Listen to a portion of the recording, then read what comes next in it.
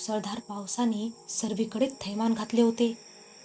रोडच्या कडेला असणारे नाले तुडुंब भरून वाहत होते. त्या अंधारात बुडालेल्या रस्त्यावर बऱ्याच प्रमाणात पाणी साचले होते. पावसाने आज जरा जास्तच बरसण्याचा निर्णय घेतला होता. पडणारा पाण्याचा एक एक थेंब त्या पावसाचे उग्र रूप दर्शवत होता. जर आवाज करत एखादी गाडी त्या रोडवरून जात होती, तेव्हा त्या गाडीच्या लाईटच्या उजेडात त्या पावसाच्या सरी एवढ्या उग्र दिसत होत्या की त्या पावसाला पार करणे कठीणच. बराच वेळ त्या जोराने कोसळणाऱ्या पावसाला बघत असलेला अजय मनाशी एक पक्का निर्णय करतो. आता काही या पावसाच्या थांबण्याची वाट बघायची नाही. बघतोच हा किती बरसतो तर. बरस आणखीन जोरात, दाखव आपली ताकद. अजय चिडला होता. 1 तासापेक्षा जास्त वेळापासून तो त्या रस्त्याच्या कडेला असणाऱ्या छोट्याशा बस थांब्यावर थांबला होता. पावसात जाण्याऐवजी आपण पाऊस थांबल्यावर जाऊया हा विचार करून तो 1 तासापेक्षा जास्त वेळपासून तिथेच होता. पण हा पाऊस काही आज थांबायचं नावच नव्हता घेत. बॅगमधून एक प्लास्टिकची पिशवी काढत तो ऑफिस बॅग त्या पिशवीत भरतो.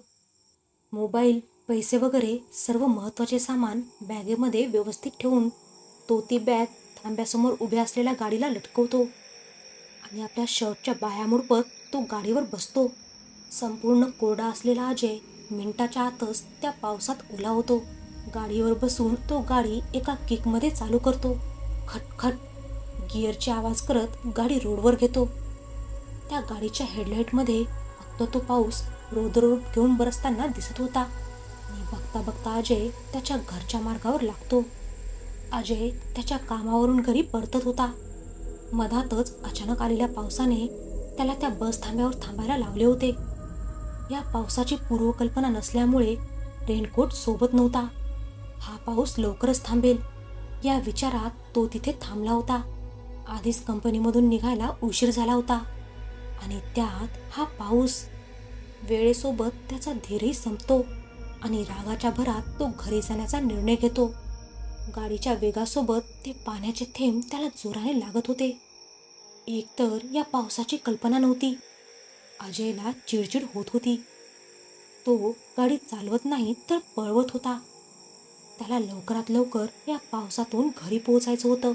पण त्या पावसामुळे समोर काय कुठे खड्डा असेल तेही कळत नव्हते आणि बरोबर दिसायला सुद्धा त्रास होत होता. अजयचे घर तसे गावच्या बाहेरच होते. कंपनीने दिलेले, नाकारता येत नव्हते आणि पैसे पण वाचणार होते. त्यामुळे त्याने तिथे राहायला होकार दिला होता. पण इतरांनी त्याला तिथे जाऊ नको राहायला असे बजावले होते. पण अजयने याकडे लक्ष जास्त न देता त्याने तिथे राहायला सुरुवात केली. नेमकं आपण कधी कोणता चुकीचा निर्णय घेतो हे आपल्याला सुद्धा कळत नाही. पण त्या गोष्टीपासून दूर जाण्याचे संकेत आपल्याला वेळोवेळी मिळत असतात, पण आपण लक्ष देत नाही. जवळपास 1 महिना होत आला होता अजयला त्या घरात राहून. 15 मिनिट गाडी चालवल्यावर तो घराच्या लोखंडी गेटसमोर उभा होता. त्या पावसाने ते घरसुद्धा काळोखात बुडाले होते. तो त्याची गाडी अगदी सरळ करून घराच्या दिशेने उभी करतो आणि ते गेट उघडायला गाडीच्या खाली उतरतो. तो पूर्णपणे पाण्याने भिजला होता. त्यात वरून पाणी चालूच होते. उजव्या हाताने चेहऱ्यावरचे पाणी साफ करत तो ते गेट उघडतो. त्या गाडीच्या लाईटच्या उजेडात ते घर उजळून निघालं होतं. त्याचे ते मुख्य पांढऱ्या रंगाचे द्वार आपला जबडा उघडून अजयला गिळायला तयार होते. त्याच्या मनात त्या घराला बघून पहिल्यांदा भीती वाटली होती. तो लोखंडी गेट उघडतो आणि आपली वाट चालतच गाडी हातानेच लोटत रोजच्या ठिकाणी उभी करतो आणि परत मागे वळून तो ते बाहेरचं गेट बंद करतो आणि गाडीला लटकवलेली बॅग घेऊन घरात जायला निघतो. खिशातून चावी काढत तो घर उघडतो आणि आत प्रवेश करतो. घरात त्या काळोखात पाय टाकताच तो डाव्या बाजूला असलेल्या स्विचबोर्डवरील सर्व बटन दाबतो. त्याने त्या घरातील काळोख संपतो. सर्व घर उजळून निघालं होतं. आपली पाण्याने ओली पिशवी तो त्याच स्विचबोर्ड खाली भिंतीला टेकून ठेवतो आणि सरळ फ्रेश व्हायला बाथरूमकडे जातो. एक मोठी मुख्य रूम, त्याच रूमच्या एका कोपऱ्यात 2 दरवाजे. एक जो अजयच्या बेडरूमकडे जातो आणि दुसरा किचनकडे उघडत होता. किचनच्या दरवाजाने आत जाताच एक छोटा पॅसेज लागत होता आणि त्याच पॅसेजजवळ होती एक अडगळीची खोली. त्याचे दार कधी उघडलेच नव्हते आणि किचनच्या मागे आणखीन मोकळी जागा, तिथून वरती जायला रस्ता. तसं घर छान होतं, पण अजयचं तिथे मनच लागत नव्हतं. त्याला घरी आल्यावर सतत मनावर एक दडपण असायचं आणि इतरांनी सुचवलेलं होतं इथे राहायला येऊ नको म्हणून. तो विचार त्याला सतत त्या घरात काहीतरी असल्याची जाणीव देत होता. घरातील सर्व लाईट चालू होते आणि मुख्य रूमचा पंखाही. अजय बाथरूममधून बाहेर येतो. टॉवेलने डोकं पुसत सोफ्यावर येऊन बसतो. आता कुठे त्याला बरं वाटत होतं. अंगात थंडी जरी भरली होती तरी त्या फॅनची हवा अजयला गरम वाटत होती. बाहेरच्यापेक्षा घरात जास्त ऊब होती. टीव्हीचे रिमोट शोधून तो ती चालू करतो, पण त्यावर नो सिग्नल असं लिहिलेलं बघताच अजय आणखीनच चिडतो.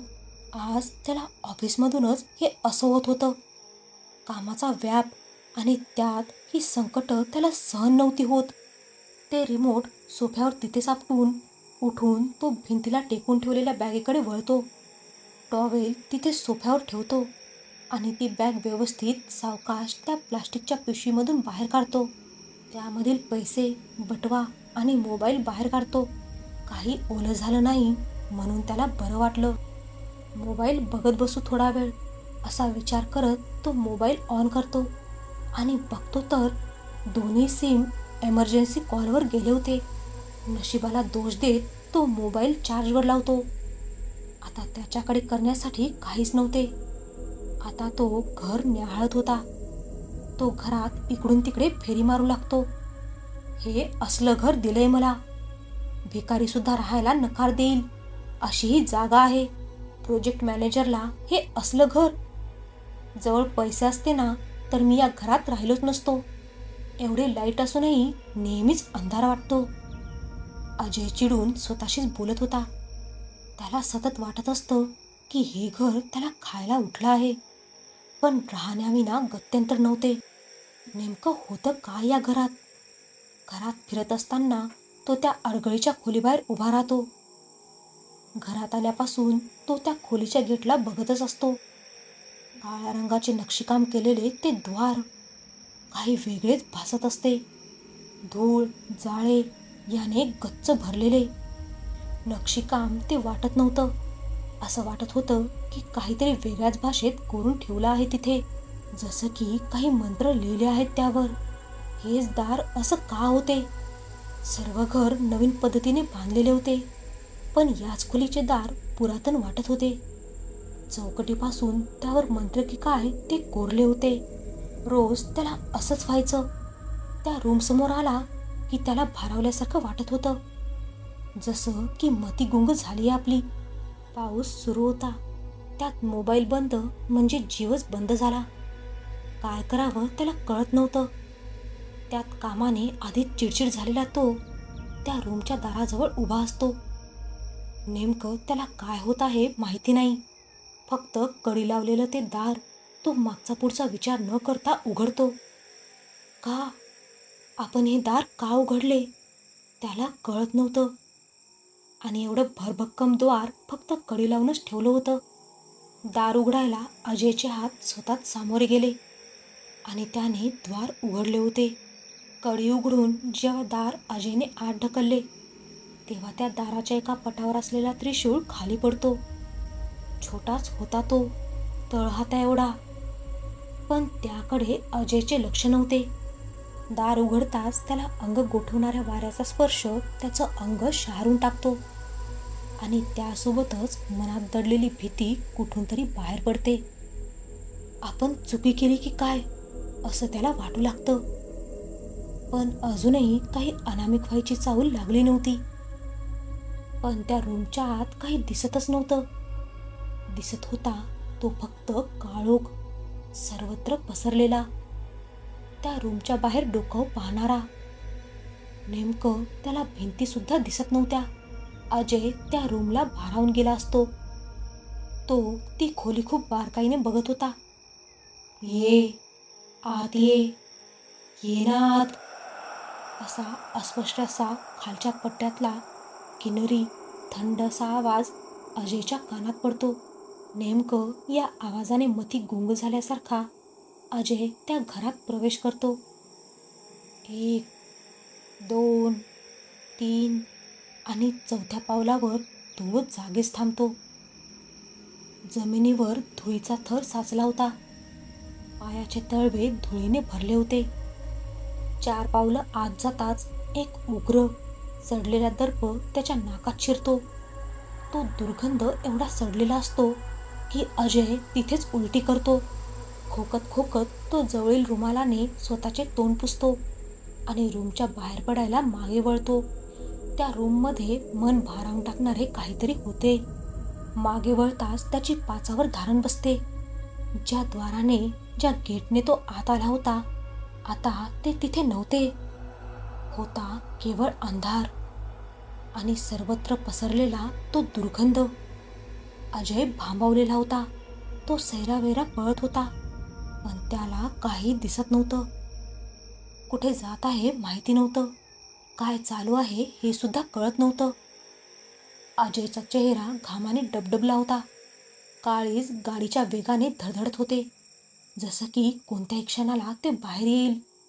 भांबावलेला तो इकडे तिकडे बघत फिरत होता आणि त्याच गडबडीत त्याचा पाय कशावर तरी पडतो आणि काचेची बाटली फुटल्यासारखा आवाज त्या ठिकाणी घुमतो. अजयचा पाय एका काचेच्या बाटलीवर पडला होता. बाटली फुटली होती, पण ती फुटल्यावर एक थंड वारा त्याच्या पायाला स्पर्श करून गेला, जसं की बर्फ जवळ आहे. आणि सोबतच अजयची किंकाळी. त्याच्या पायात काच घुसले होते. त्या जागेवरून तो एका पायावर उड्या मारत बाजूला येतो आणि त्याला त्या अंधारात काही दिसत नव्हतं, पण अंदाजाने तो पायात घुसलेले 2-3 काच बाहेर काढतो. हाताने चाच पडत तो आपला पायाचा तळवा बघतो. रक्त चांगलंच वाहत होतं. त्याचं भान संपूर्ण भरकटलं होतं. फक्त अश्रू बाहेर येण्याची वेळ होती. डोळे पाण्याने डबडबले होते. त्या अंधारात अथांग पोकळीत तो एकटाच उभा होता. मनात फक्त सतत एकच विचार घुमत होता, आई, मला काही झालं तर तिचं काय होईल? मला बाहेर पडायला हवं. मुक्ती. त्या अंधारात असलेल्या शांततेला चिरत आवाज सर्वत्र घुमतो आणि अजयच्या कानावर पडतो. दूरवरून कुठून हा आवाज येत होता. किन्नरी आवाज आणि त्याचे ते विकृत हास्य अजयच्या काळजाचा वेध घेतात. अजयने आता पूर्ण लक्ष त्या आवाजाकडे केंद्रित केलं.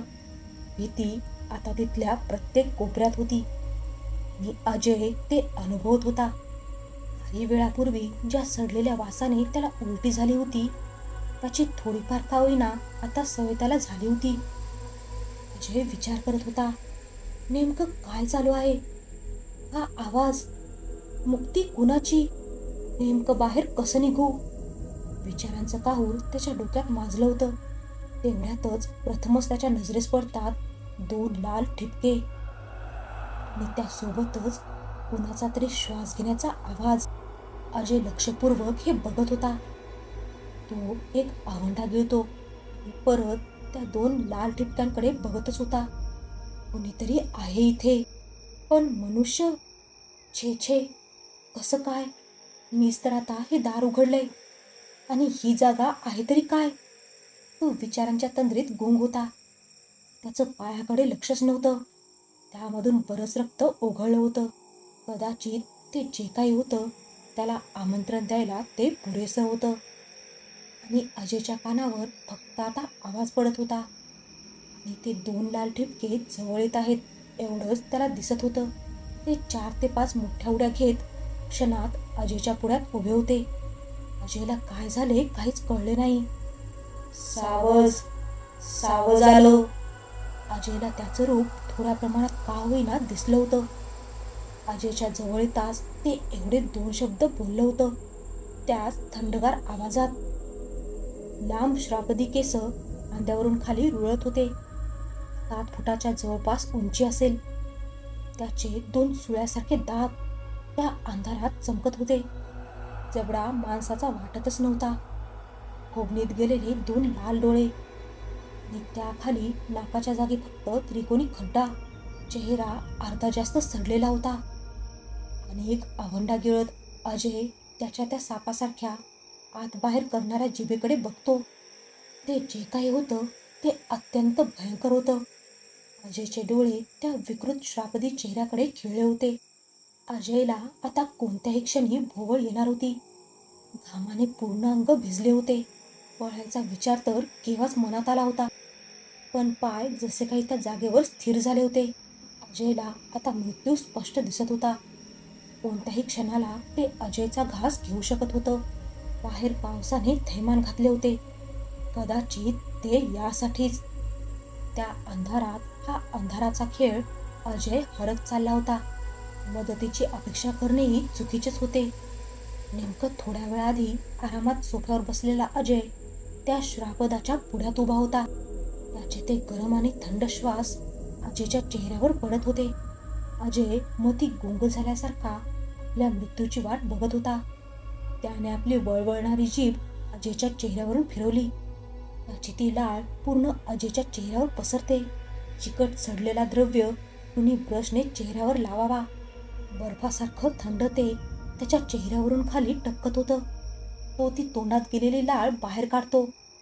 अगदी किळसवानं ते दृश्य, अगदी न बघवण्यासारखं होतं.